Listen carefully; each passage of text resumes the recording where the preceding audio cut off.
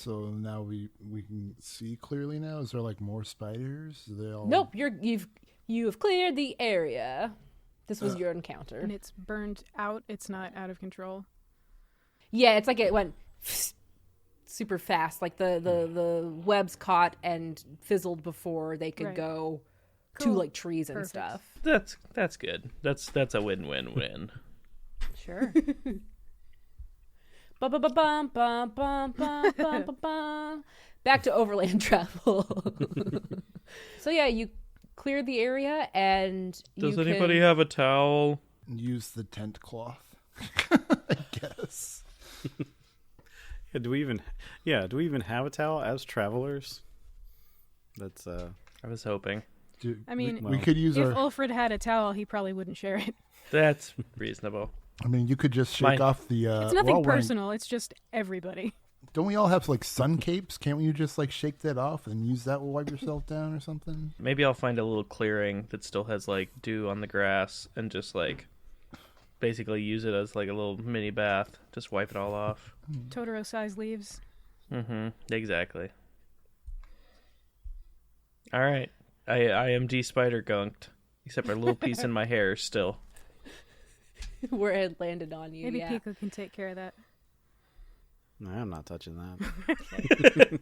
There's probably some spider gore on his head too. Ooh, it's probably spider gore all over his body.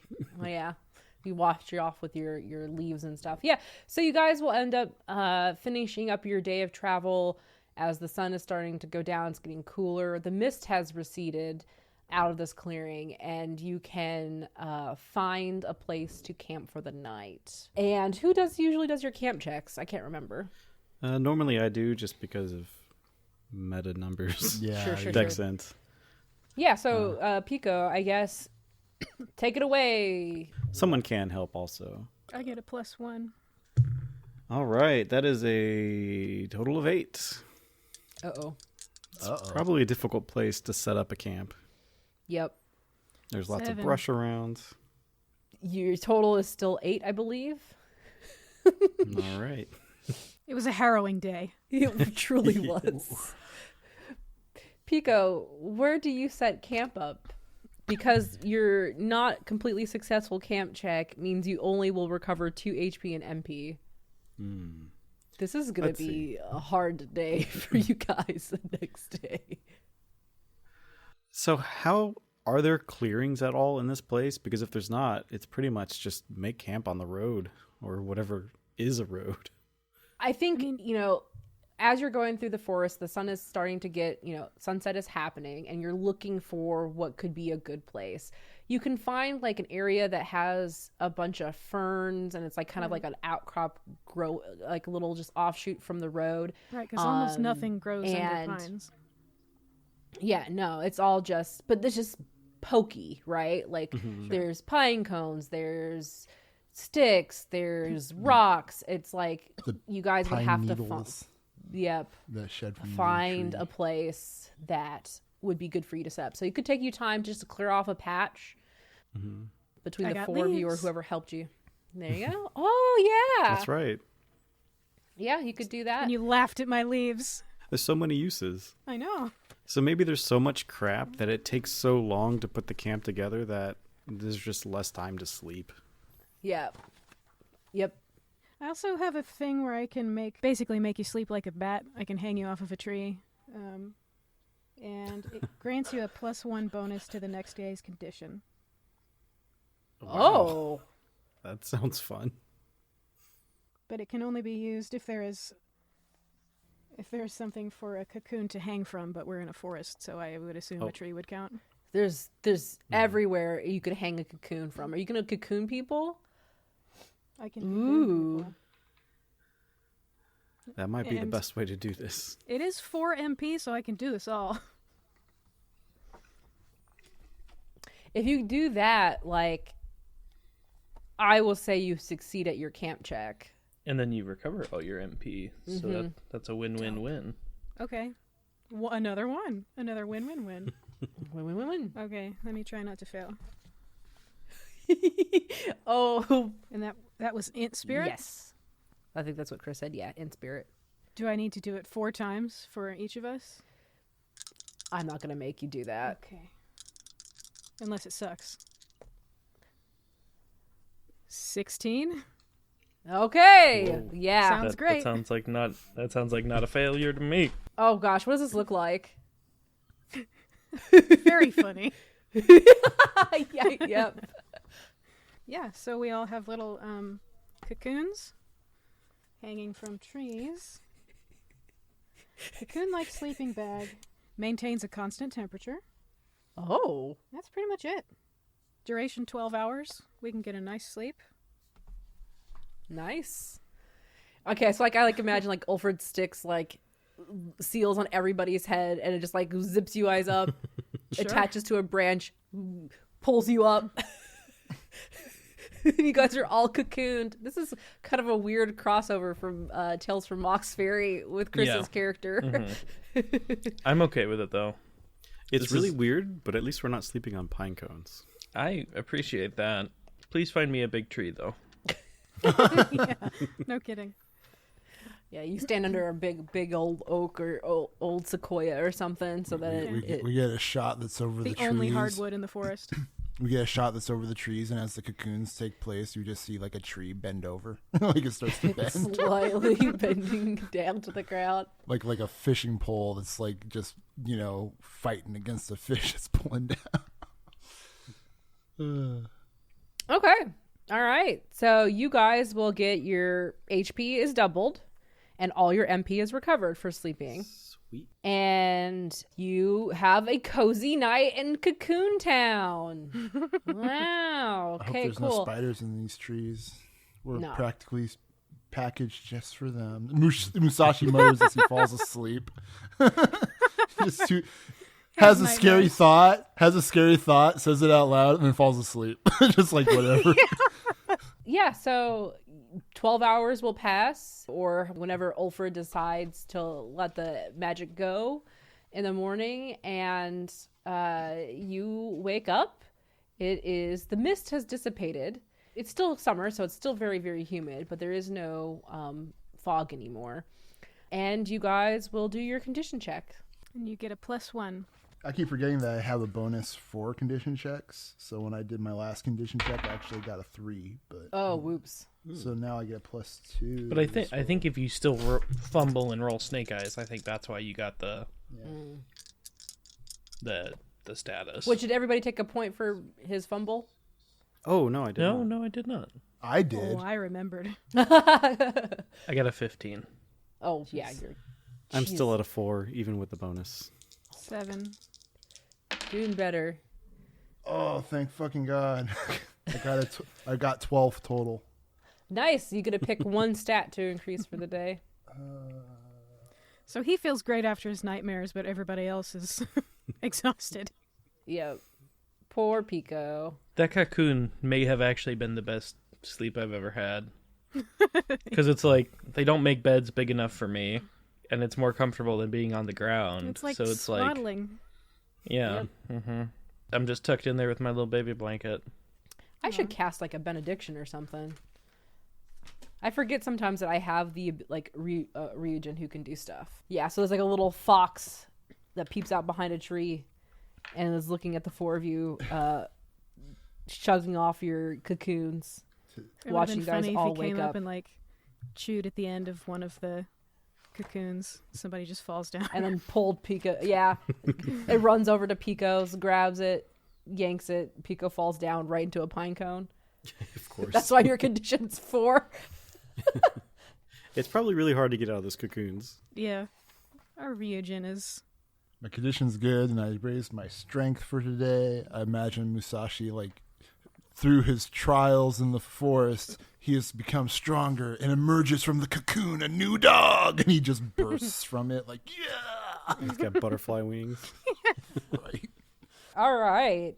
You guys didn't even eat. Did you do your rations? I subtracted them. Yeah. Okay, good, So good. we're down to 20. It is a new day. Most of you are well rested, and it is time to travel on further into the forest. What will this day be like? It's not raining or misty or anything, but it's still the deep forest, which is a 10, which is a level 3 terrain. So we're doing a travel check? Yes, travel check. Sorry. 13. Oh, shit. Nice. No. I failed. Uh-oh. 7. Oh, no. We're all doing opposite now. And you guys are all adding whatever bonuses that you potentially could have. Okay, cool. So I said I got an 18. So Oh my god. yeah, Musashi did good this time. for once. For once. Again, another day of travel, but this time it is Ulfred and Francis. Your HP is halved. I'm going from 35 HP to... I lose 18 health, so yeah, 17. Right, so what does this look like for Francis traveling now this second day? Emotionally, I feel really good. Like, today was shaping up to be a really good day, but I think when the cocoon dissipated, it didn't lower me down. I just straight up, like, fell, like, 20 feet onto my back. Oh, He's got, like, a little concussion, and his spine is just a little shattered. Just a little. Just a little. just a little. So, yeah, he's walking, and he's, like, half propped up by the chocobo. He's, like, leaning on it while he's walking. But he's okay. Poor Chocobo. How's the Chocobo doing? Its back is shattered a little. Just a little. Just a little. And then Ulfred. There's just so many bugs here. And I think it's like starting to wear him down mentally. Like he's looking for movement everywhere. So when you say it like that, it's like I kind of know how that feels, because like when you know that there's bugs around, you kind of get paranoid too about it. Yeah, And it's like he's really jittery. exhausting mentally. Yeah. Yes. It's feeling itchy. Mm-hmm. Oh, yeah. Yeah, I feel like there might A be. leaf brushes you, and you're like, Yeah. And if it's still misty, after dealing with the spider webs, it's like, is that mist or is it spider web? I don't think he minds the spiders as much. But still the thought There's of lots of Oscarton bugs. lingers. who knows what else is out there? Like I imagine, like you walk through an area and it's just like a bunch of tiny little gnats, just all like those clouds of gnats. And you're like, oh. Yep. I know exactly what you're talking about, and it kills me because I'm like, what are they all just doing there? Right. It's like, why are they flying around right here? Yep. And then like sometimes like grasshoppers or locusts will just propel themselves at you, and you're like, no, no, what are you doing?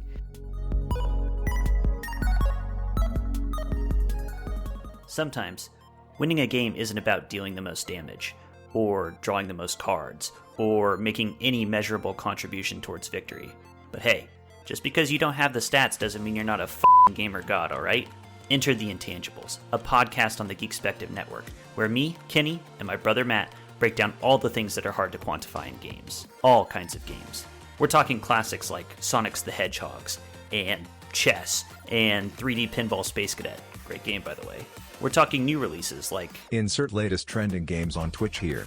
single player, co-op, competitive, card games, board games, role-playing games, play-by-mail games, the Wakes. We do deep dives into our favorite games, digging into the intangibles that make them great and the intangibles that will make you a better player, and hey, maybe even a better person. Check out the intangibles on whatever the heck platform you're listening to right now.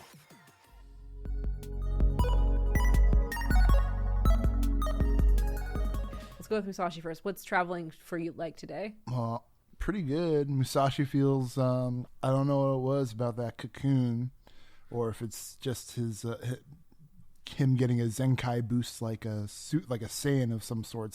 Suffer some damage for one day, but you come back stronger the next. But he's very gung-ho, taking charge, has his being a little smart about moving forward, using his sword as kind of a walking stick to make sure that he doesn't walk into any spider webs or anything like that. And he's just, I don't know what it is about today, but he's just plowing forward, nothing tripping him up, you know? I don't know. Today's a different day. Yeah. Good day. So for Pico, you also succeeded, correct? Yeah. So my condition is still pretty low. So like I don't think Pico's feeling great, but the cocoon sleep is probably really, I mean, it was really restful. So I think that's enough to kind of get him back to his senses in terms of his dexterity. So he's dodging those pine cones instead of smashing him with his face. He's probably not tripping anywhere. He's dodging branches and stuff like that. So not quite feeling great, but able to move through okay. And then you are mapping, so if you wouldn't mind Yes. giving me your direction check right now, too. And this is the same terrain as last time? Yeah, 10. There's no Okay. mist. There's no fog. Because I do get a +1 because if you fail with direction check, you get a +1 on the next direction check that Okay. has the same type of terrain. Yeah, it's the same type of terrain. Okay. The weather's not the same, though. Just the terrain. And people can help me, and I just read that as long as you beat 5 or above, the +1 happens. I forget Really? that part a lot. Yeah. Okay.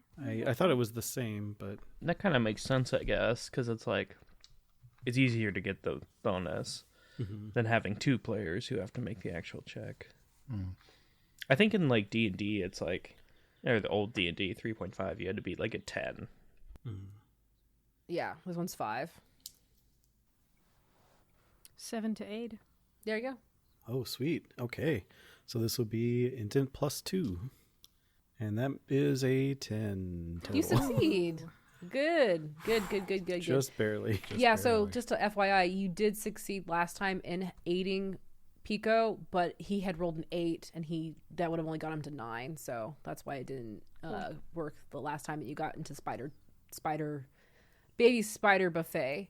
So you guys succeed, and Pico, as you are leading the group through the terrain, the forest, you actually come across a clearing. There's a clearing in here again, and when you enter into it, Pico, you can see that there is stuff growing in a certain way that is actually forming some sort of, not a nature-made shape. So something is growing on top of something. Can I take a closer look at it? Yeah, from a sure. distance? From a distance, yeah. So use perception. Okay. That's int spirit, I believe. That is a 10. I'll say what happens. You're staring at this intently with your cat eyes, crouched down, looking in the clearing, maybe like hand back, like not letting people walk forward. And you'll see that there is some ivy and growth and fern on this area, and a breeze comes by and flutters it, and you can see for a brief moment there's like a rock, a stone. These are like, I don't know, 2 feet high, 1 foot, there's varying shapes underneath this growth, but it looks like stone. Okay. Like headstones? I can neither confirm nor deny what that is until you get closer to look at it. Yeah, okay. It doesn't seem to be dangerous, but who knows? Pico doesn't know that, so he's going to walk forward and kind of get a closer look at what's underneath the ivy. Yeah, Francis, Musashi, Alfred, any reaction as Pico walks forward? I feel like he's got it under control. I mean, I was actually going to say if Pico's hesitant, Musashi's just going to walk up to them and clear them off to see what's underneath.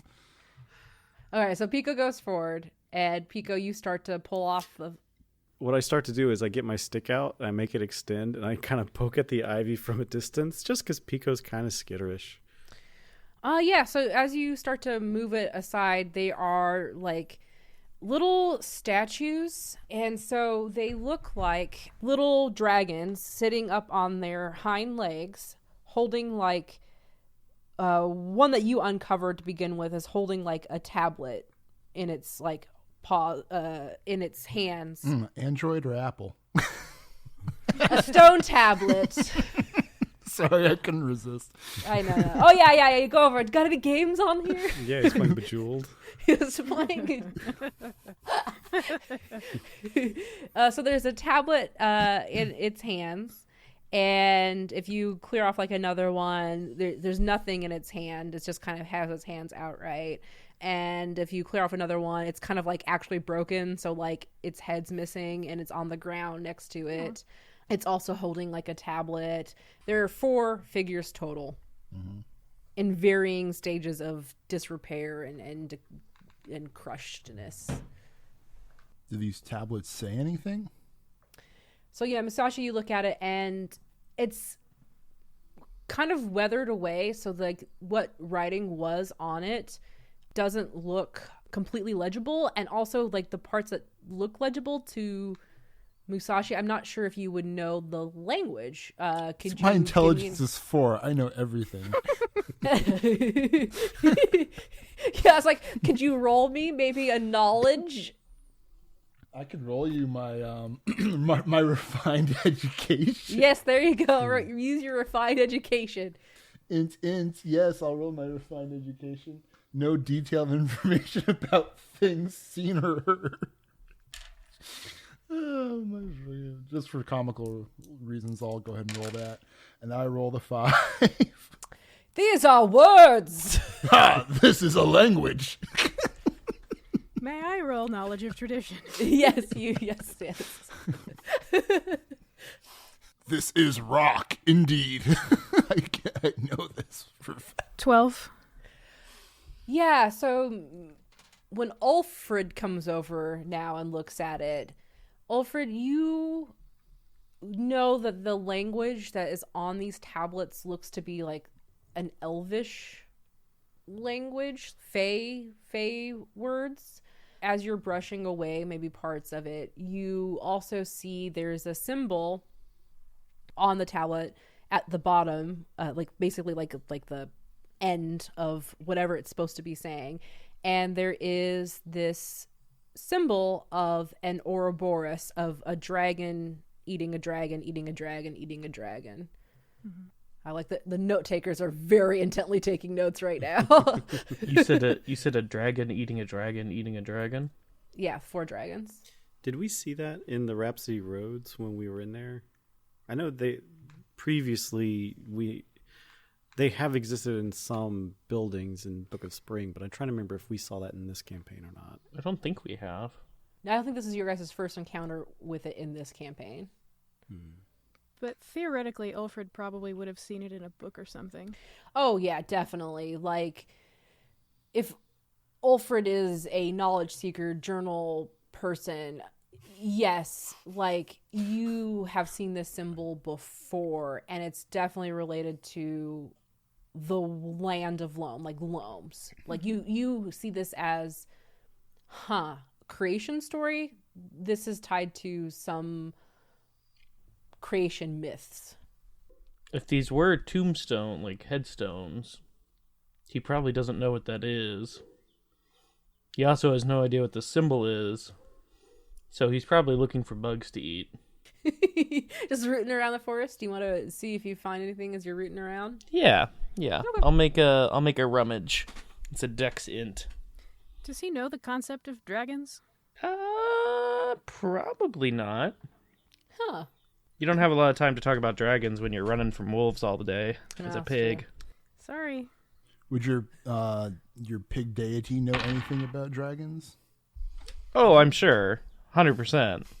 But I don't think Francis cares enough to consult Golan Bursty. He's busy.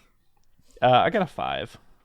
Oh, yeah, you find some good grubs. Good grubs for eating.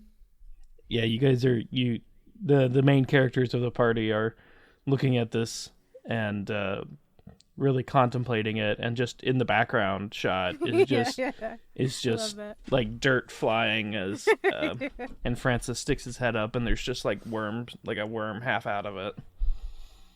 It looks or like one of those grubs from like the Lion King that Pumbaa eats.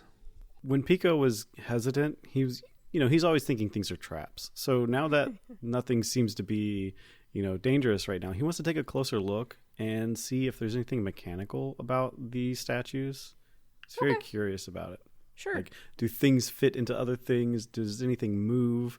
Does anything seem to be connected under the ground? Stuff like that. Oh, okay. Yeah, sure. Give me, I think that's perception, like sensing like hidden things. Yeah, and then I'm going to do a concentrate on that too. That's a 17 total. Damn. Ooh, dang. This is where I'm going to open it up for world building to the four of you, because I think this will be fun for all of us to kind of to build together. So I'm thinking, and this is out of character, and so please try not to meta it too much with your characters, but these four dragons that you're seeing here are the creatures of myth of this world, right?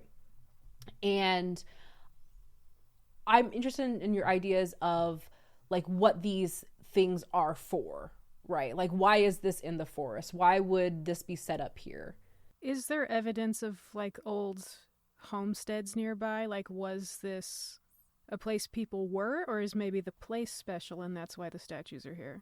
It could, I mean, yeah, I was thinking this could be like an old settlement, like maybe like elves, like actual elves or something. They lived in the forest as like part of the trees, and then they made this shrine that they would worship at.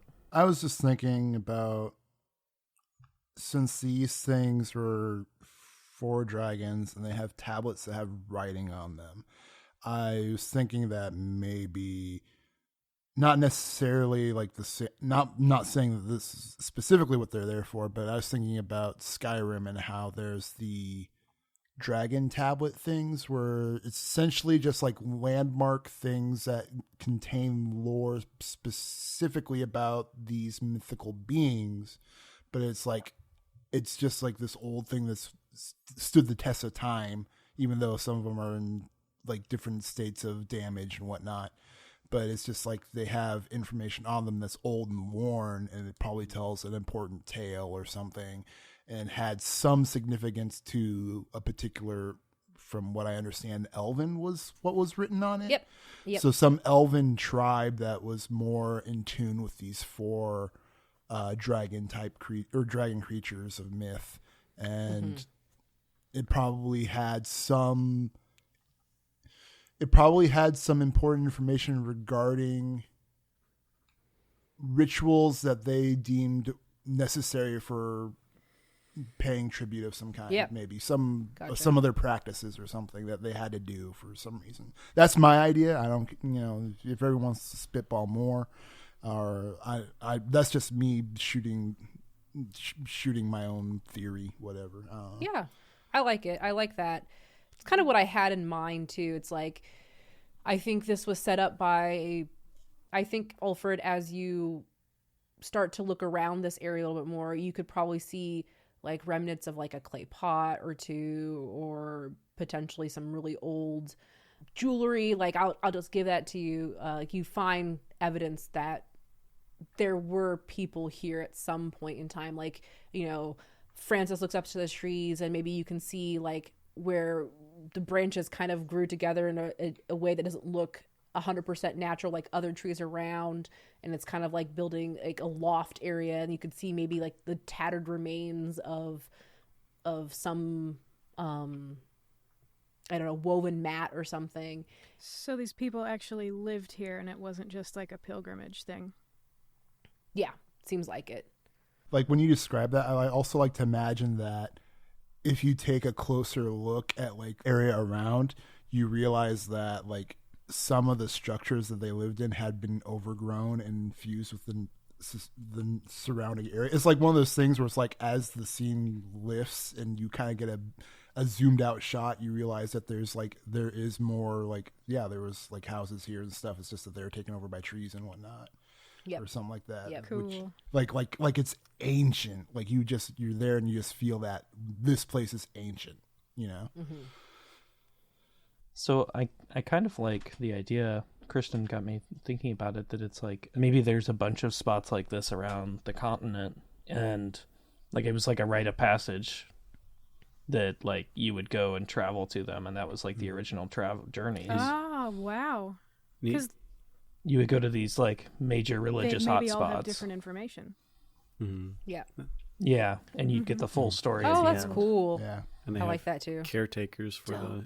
each set. That's nice. So there would probably be like an ancient village at like each of them, like just guarding it and letting you like resupply to go to the next one and Cool. stuff.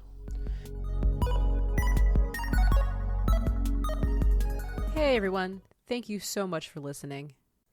If you've been enjoying Shapeshift, please leave a rating and review on Apple Podcasts. It really does help the show out. Shapeshift is a part of the Geekspective Network, where I host and co-host a lot of other cool shows. You can get information about the Geekspective shows by either following the Geekspective Twitter, that's @Geekspective, or going to the website at geekspective.com. This episode was edited by Rudy Basso. You can find him on Twitter @Rudy Basso. That's RUDYBASSO. Thanks, Rudy.